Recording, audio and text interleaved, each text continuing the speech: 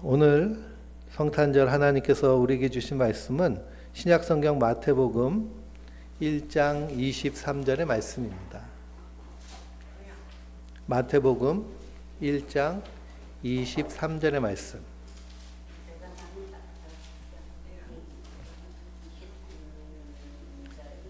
(1장 23절입니다) 우리 한 목소리로 같이 읽겠습니다.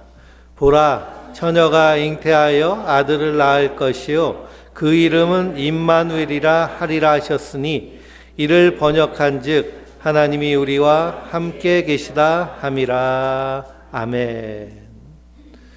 성탄의 기쁨이 우리 성도님들 위해 충만하시기를 주님의 이름으로 축원드립니다. 예수님이 탄생하신 이 날이 우리에게 큰 은혜와 감사가 넘치는 날인 이유는 무엇이냐 하면 바로 임마누엘이기 때문입니다. 임마누엘은 하나님이 우리와 함께 하신다는 거예요. 성탄절에 대해서 12월 25일이 성탄절인 것에 대해서 여러 가지 의견들이 분분합니다. 이날은 로마 제국이 태양을 숭배했던 태양절이다. 근데 그날이 성탄절이기 때문에 이건 잘못됐다 그런 얘기들이 있거든요. 로마 제국이 태양을 숭배했던 것은 사실이죠. 그러나 363년도에 콘스탄틴 대제가 밀라노 칙령을 선언하고 기독교를 로마의 국교로 받아들인 이후에 다른 모든 종교들이 폐지됐습니다. 그리고 기독교만 믿도록 하였어요. 그래서 예수님이 탄생한 날을 기념하는 날을 이제는 태양을 숭배하는 날이 아니라 예수님이 오신 것을 임마누엘을 기억하는 날로 바꾸고 그리고 교회 전통적으로 지키는 날이 12월 25일 성탄절입니다. 그러니 예수를 알기 이전에 하나님을 알기 이전에는 사람들이 모르고 태양을 숭배하였지만 알고 난 이후에는 모든 날이 하나님의 날이고 모든 날이 안식일이고 모든 날이 성탄절이고 모든 날이 부활절임을 고백하는 그 신앙 안에서 그 하루 절기를 지키는 거예요. 거기에서 핵심은 무엇이냐 하면 임마누엘이 핵심인 줄 믿습니다. 하나님이 우리와 함께 하시기 위해서 사람이 되셔서 이 땅에 오셨습니다. 우리 그리스도인의 정체성은 바로 이 임마누엘에서 나타나고요. 우리의 정체감은 이 임마누엘에서 이렇게 드러나야 될 줄 믿습니다. 그래서 우리의 가치, 성도의 가치, 나의 삶의 무게, 그것은 바로 임마누엘 안에서 발견될 수 있어요. 우리가 긍정적인 내면 소통을 위한 6가지를 함께 나누고 있는데요. 이제 다음 주는 이번 주는 마지막이겠죠. 마지막 존중에 대한 내용인데 용서와 그리고 연민과 사랑의 가치는 하나님 우리에게 주신 가치인데요. 사랑에서 핵심, 사랑은 이것이다 라고 말할 때 미디어나 매체가 말하는 그 가짜 사랑 말고 진짜 사랑은 함께하고 공감하는 것입니다. 함께하고 공감하는 것이 사랑인데요. 무엇을 위해 함께하느냐, 무엇을 위해 공감하느냐, 바로 우리의 행복을 위하여, 우리의 안전을 위하여, 우리의 평화를 위하여 함께하는 것, 그리고 공감하는 것이 참 사랑이라고 함께 나눴습니다. 그 사랑의 근본이 어디에 기초되어 있느냐 하면 바로 이 임마누엘에 기초되어 있어요. 하나님은 우리를 창조하실 때 하나님의 형상에 따라 지으셨습니다. 그리고 죄인인 인간을 구원하시기 위해서 하나님이 사람이 돼서 이 땅에 오신 그 예수님이 우리와 함께 하시기 위해서, 그리고 우리의 허물과 죄를 대신 지시고 십자가에 달려 죽으셔서 우리를 완전히 용서하시고 하나님과 화목케 하시기 위해서 이 땅에 오신 줄 믿습니다. 그래서 그 예수님을 바라보며 우리의 정체성과 정체감이 분명히 드러나요. 우리의 값어치, 우리의 가치는 어디에서 항상 발견해야 될까요? 예수님의 십자가 안에서 발견해야 될 줄 믿습니다. 세상은 끊임없이 비교하고 경쟁하면서 그러면서 거기서 자기의 가치감을 확인하려고 해요. 그럼 우리는 비교하고 경쟁하면서 늘 무엇을 느낄까요? 열등감을 느끼고요. 내가 보잘것없는 존재구나. 때로는 필요 없는 존재구나라고 하는 엄청난 RNT를 합니다. 부정적 내면 소통을 하게 되죠. 그러나 예수님이 우리에게 알려주신 것은 무엇이냐 하면 우리가 하나님의 백성으로서 천하보다 귀한 영혼이라는 것을 분명히 말씀하신 줄 믿습니다. 그러니 나의 값어치는, 나의 값은 얼마일까요? 나의 값은 내가 버는 연봉이 나의 값이 아니고요. 내가 하는 일이 나의 값이 아니고 예수님이 십자가에서 치르신 것이 나의 값입니다. 그러니 하나님이 사람이 돼서 이 땅에 오신 것은 나의 허물과 죄의 값을 치르시기 위해서 이 땅에 오셨는데요. 그래서 십자가에 달려 죽으신 그 예수님을 보며 나의 가치를 발견하는 거예요. 그래서 그것을 보네포 목사님은 값없이 우리에게 주신 은혜라고 표현을 하지만, 값없이 주셨다는 것은 값을 매길 수 없어서 거저 주셨다는 것이죠. 그냥 값싼 것으로 주시지 않으셨다는 겁니다. 근데 우리 많은 그리스도인들이 이 예수님의 은혜를 값싸게 여기는 경우가 있습니다. 우리가 지난주에 감사에 대해서 함께 나누면서요, 우리가 감사를 잘할 수 있는 방법에 대해서 제가 말씀을 드렸는데, 항상 뭘 매겨보라는 걸까요? 값을 매겨보는 거예요. 값을. 성탄절 아침에 내가 이 시원한 아침 공기를 마시는 이 값을 한번 매겨보세요. 그리고 사랑하는 사람과 함께 식사를 하는 그 값을 매겨보세요. 내가 먹는 음식의 값을 한번 매겨보시고요. 오늘 예배에서 특송을 하는 이 바이올린 소리, 기타 소리, 그리고 꾀꼬리 같은 목소리를 들으면서 이 값을 한번 매겨보세요. 그럼 어디서 들을 수 있을까요? 여기서뿐이 들을 수 없는 아주 엄청난 가치를 가지고 있습니다. 그러니 그것을 들을 수 있는 내가 여기서 살아있음에 감사하고, 하나님 인도해 주심에 감사하고, 순간순간 감사하는 것이 성도의 마땅한 삶인 줄 믿습니다. 임마누엘 되신 예수님을 우리가 기억하며 항상 마음에 품어야 될 것은 무엇이냐? 사도 바울이 빌립보서 2장에서 말씀하시듯이 너희 안에 이 마음을 품으라. 곧 그리스도 예수의 마음이니 라는 거예요. 우리는 예수님의 구원받은 성도인과 동시에 그리스도의 제자들인 줄 믿습니다. 예수님은 우리가 예수님을 따라다니는 많은 군중 중에 하나로 있기를 원하지 않으세요. 우리 한 사람 한 사람이 예수님의 제자로 있으시기를 원하십니다. 그래서 예수님은 3년의 짧은 공생애 동안 이 군중들에게 집중하지 않으셨어요. 제자들에게 집중하셨습니다. 군중 속에서 이 익명성에 숨어서, 그래서 자기의 존재를 드러내지 않고 하나님 앞에 1대1로 서지 않는 모습을 예수님은 기뻐하지 않으셨어요. 대신 예수님은 제자들 한 사람 한 사람에게 집중하시고 그들에게 제자의 도를 분명히 알려주셨습니다. 그러니 너희 안에 이 마음을 품으라. 곧 그리스도 예수의 마음이니 라고 할 때 우리는 예수님의 제자로 사는 자들이에요. 절대로 군중성에 머물러 있어서는 안 됩니다. 그래서 하나님과의 관계에서도 1대1의 관계이고, 우리가 이 세상에서도 군중 속에 숨어 있는 자들이 아니라 예수님의 제자로 세상 가운데 서 있는 자들인 줄 믿습니다. 그리고 예수님은 너희는 세상의 소금이라고 말씀하시고요, 세상의 빛이라고 말씀하십니다. 깜깜한 어둠 속에 빛 하나만 비춰도 그 빛을 보고 많은 사람들이 그 일을 찾고 방향을 찾는 것처럼 성도의 삶은 그러해야 된다는 사실입니다. 그 일을 위해서 임마누엘로 오신 분이 바로 예수님이십니다. 우리가 사람이 되신 하나님이라고 생각할 때 그 사람이 되신 하나님 때문에 하나님과의 인격적인 관계가 가능해진 거예요. 하나님이라는 존재, 천지를 창조하신 창조주라는 존재를 우리가 상상해 볼 때요, 우리 머릿속으로는 도저히 상상할 수 없는 규격 외의 분이 하나님이십니다. 그러니 우리 안에는 소우주와 대우주가 있는데요. 소우주는 우리 몸으로 들어오는 이런 모든 우리 신체 모든 일들이 소우주입니다. 그러니 우리 몸에는 4조개에서 6조개의 세포가 살고 있어요. 그것과 더불어서 우리 안에 함께 살고 있는 미생물들이요, 우리의 세포의 10배 정도 살고 있습니다. 나는 내가 혼자 산다고 생각하지만 내 안에 누가 살고 있어요?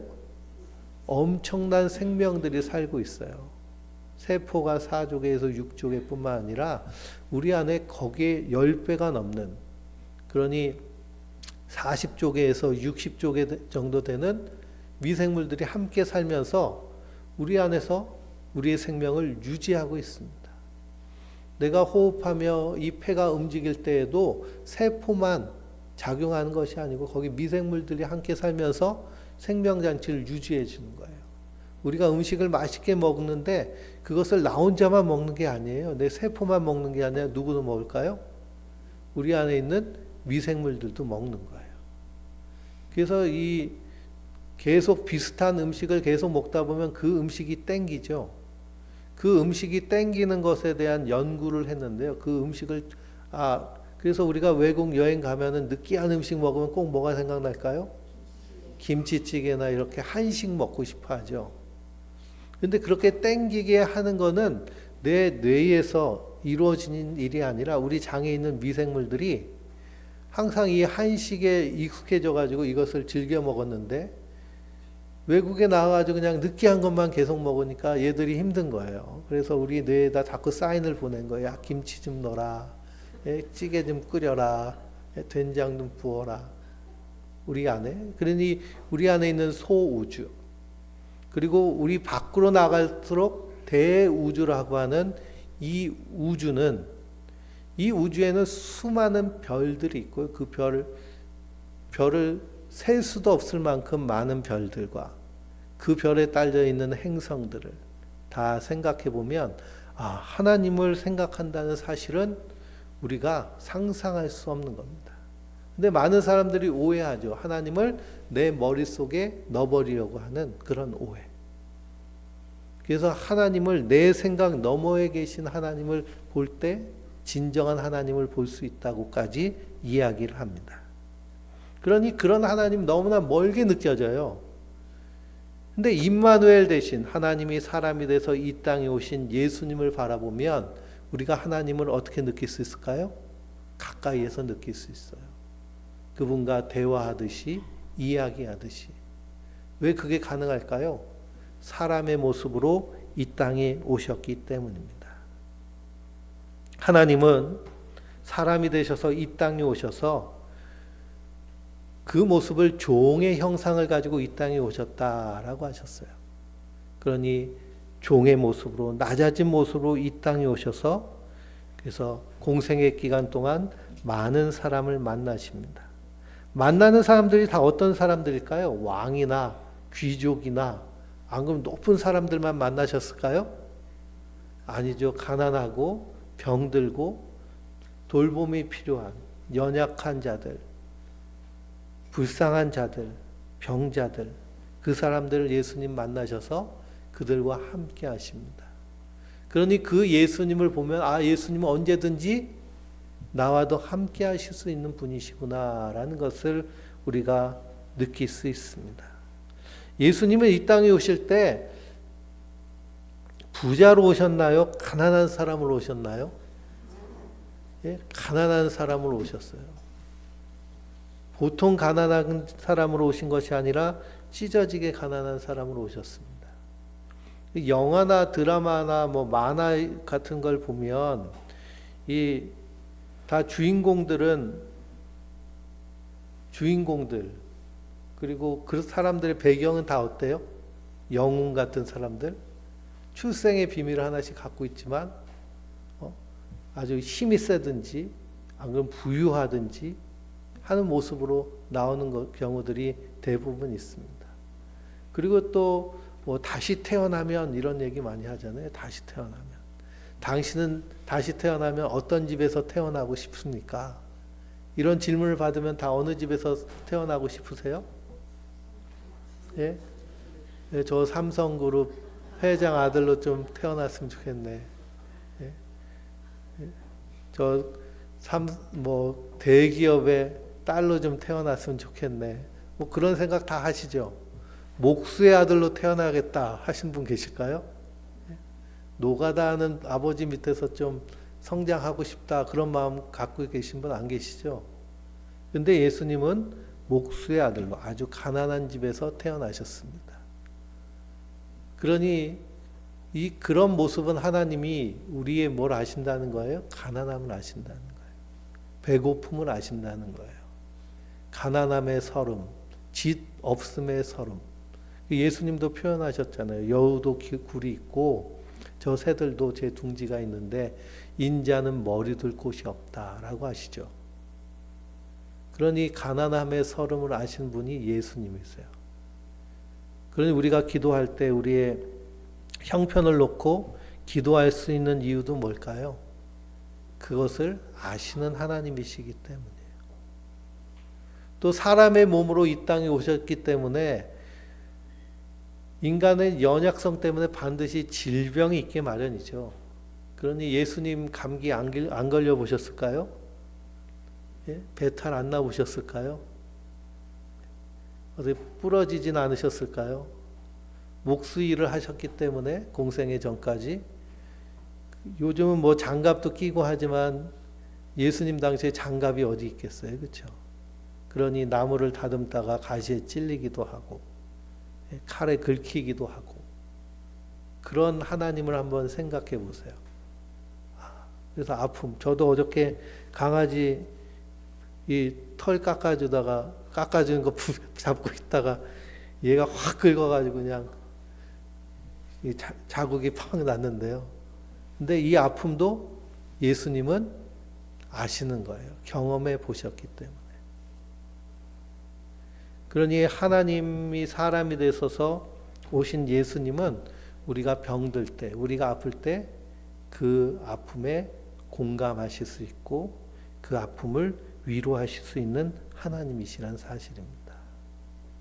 또 예수님은 공생애를 겪으시면서 수많은 사람들에게 배신을 당하셨어요. 마지막 십자가 위에서는 예수님을 위해 목숨을 버릴 것 같이 따라다녔던 예수님의 12 제자들도 다 배신하고 도망쳤습니다. 심지어 예수님이 재판받으시는 그 재판정에 베드로가 몰래 와가지고서는 예수님을 위해 변호하기는커녕 예수님을 부인하는 짓을 했어요. 우리도 이 땅에서 사람이 배신하고 배신당하고 이해받지 못할 때 그것처럼 힘들고 괴로운 일이 없는데요. 예수님은 그것을 경험하셨기 때문에 우리를 위로하시는 하나님, 고통을 아시는 하나님, 그분이 바로 예수님이십니다. 그래서 복음에는 놀라운 힘이 있어요. 이 미국에 가면 백인들만 예수를 믿는 것이 아니라 흑인들도 예수님을 믿죠. 흑인 교회가 있고요. 흑인 교회에 가면 그 찬양하는 찬양대들이 엄청나게 열정적으로 찬양을 하고 예배가 마치 축제 같습니다.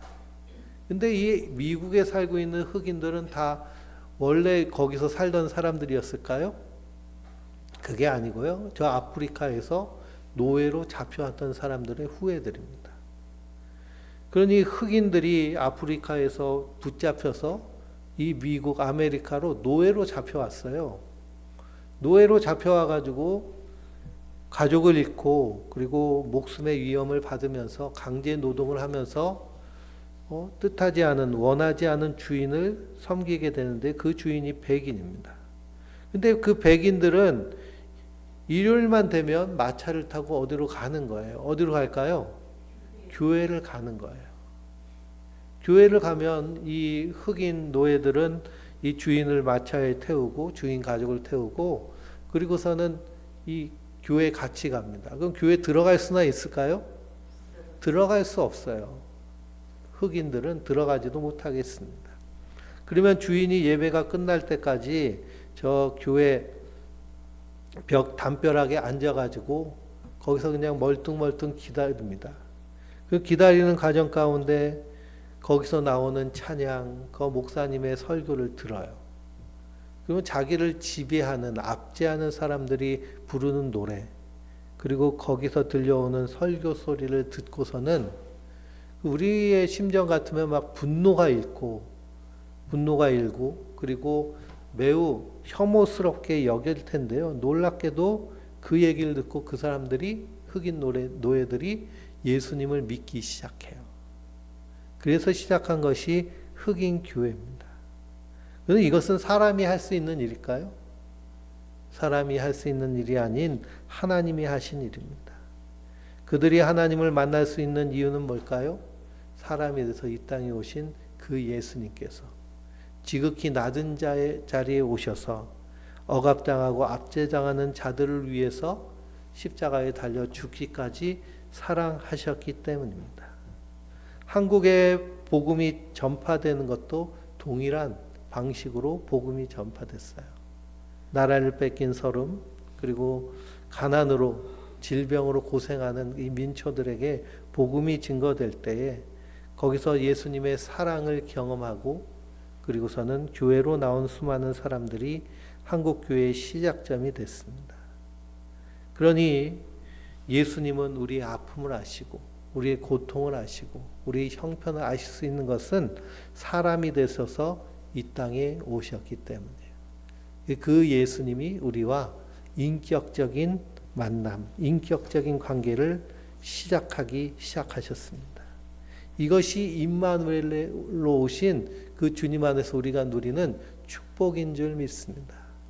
그 안에서 예수님이 우리를 용서하셨듯이 먼저 내 안에서 나 자신을 용서하고, 그리고 그 용서를 선언하고 용서하는 사람으로 살아낼 수 있습니다.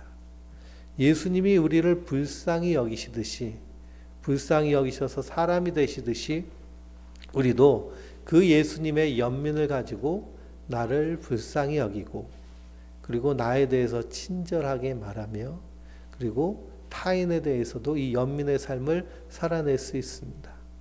예수님이 이렇게 우리를 사랑하셨기 때문에 우리도 사랑하는 자로 살아낼 수 있는 줄 믿습니다. 그러니 이 성탄의 절기에 우리가 해야 될 것은 예수님이 이 땅에 오신 그 이유, 그 사역에 합당한 삶을 사셨듯이 우리도 예수님의 제자로 살아내야 될 줄 믿습니다. 그 임마누엘의 기쁨, 감사, 그 은혜가 늘 우리 안에서 충만하게 넘치는, 그래서 성탄절이 세상 사람들에게는 홀리데이, 그냥 쉬는 날, 휴일이지만 우리 성도들에게는 홀리데이, 거룩한 날, 기쁜 날, 그리고 임마누엘의 그 축복을 누리는 그런 복된 날로 풍성하게 채워지는 저와 우리 성도님들 되시길 주님의 이름으로 축원드립니다. 기도하시겠습니다.